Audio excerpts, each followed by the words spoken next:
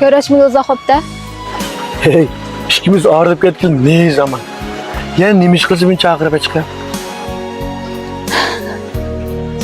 Sen yanım fırın farıq şoğu, cazın qatı özgermepte. Hey, ben sen emez diyine. Ben göz gelmeyim. Neme kıstan var, duduzlam diyine gibi olursun. Maqul, udullam dey. 100 ming berip tura. 100 ming? Undacak, nemiş kıldım? Cık. Ay Faruk, mening 3 yil yoshligim, guldek baharım acaba 100 ming yarmamda. Yaraydı. Aynı vakti dadam bana diye. Pulu bilen fit olalığın muhabbetke köngül verme.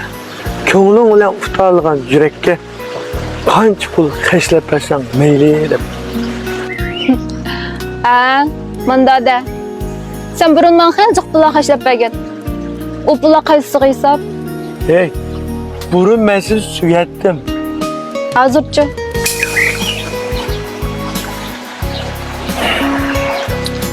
Kart numaranı tep bire.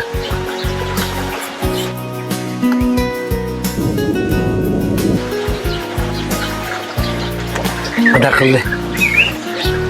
2 gün ötüp sen vurup bere balanda. Kartıda 100 ming pul ba. Maxfiy numara burun qadayla.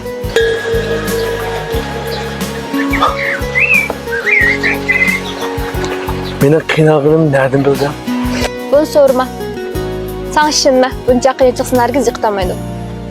Lekin qiyinchiqda ötüp algandan keyin kartımdan qaytırıp berishni unutqanman.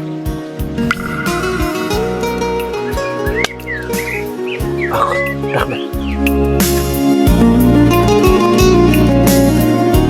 Aras. Apam bana deganti. Pul bilan seni keltirib olganga ko'ngling nima? Ko'ngil orqali qalbing ustalgan odam bilan pul hisoblashmadi. Xo'sh. Aqidamni bilmabdiman. Kechir gülüm, kechir gülüm.